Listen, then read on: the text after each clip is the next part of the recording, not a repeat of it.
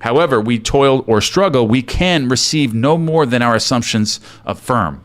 We can receive no more than our assumptions, what our assumptions affirm. Okay, so to protest against anything which happens to us is to protest against the law of our being and our rulership over our destiny. To protest, so if you're getting upset about anything in your 3D world, okay, so to get upset against anything which happens to you is to get upset against the law itself of our being and our rulership over our destiny. Okay, so the circumstances of my life are too closely related to my conception of myself not to have been formed by my own spirit from some dimensionally larger storehouse of my being.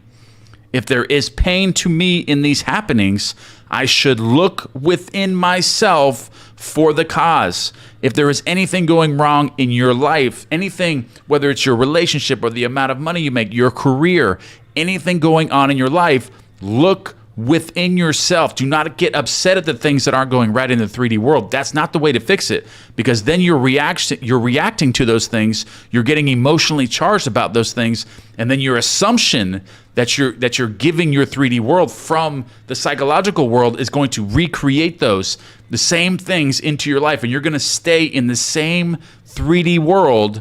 Is the one, if you try to attack the things in your world that you don't like, you're going to stay in that same 3D world. You're not going to advance. You're not going to change it to the one that you want by reacting to it. So if something's going on in your life, automatically just stop yourself right there and recreate the new assumption. What do you want? Say, because if there's things in your world that you don't like, that means that your assumption, your assumed fulfilled state right in that moment is not correct. That means you're assuming failure. You're assuming that you don't have the things that you want.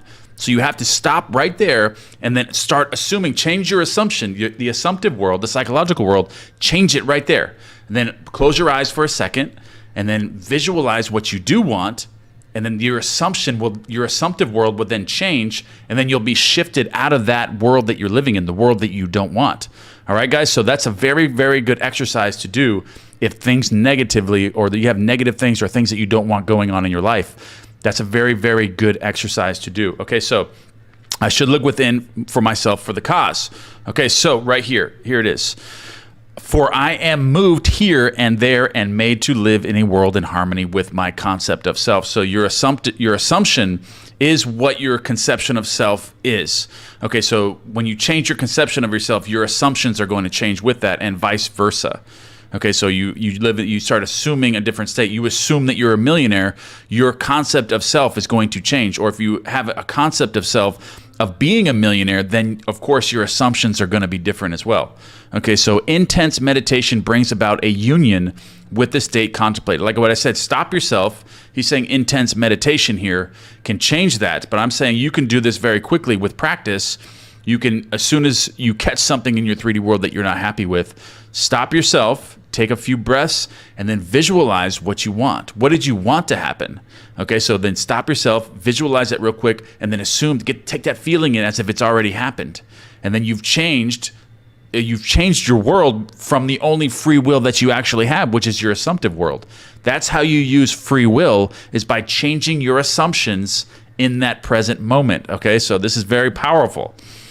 Intense meditation brings about a union with the state contemplated, and during this union, we see visions, have experiences, and behave in keeping with our change of consciousness. This shows us that a transformation of consciousness will result in a change of environment and behavior. Right here. This shows us that a transformation of consciousness, change your assumption, you're changing your consciousness, will result in a change of environment and behavior. Because once you change your assumptions, your mind will completely change. All the thoughts that you have are going to change drastically. You're not going to react to these things, because that no longer affects your new conception of yourself, because that's not the state that you're wishing as fulfilled. So you're going to be moved to an entirely different world. You're going to experience a different portion of this illusion or virtual reality that we're living in right now. So this is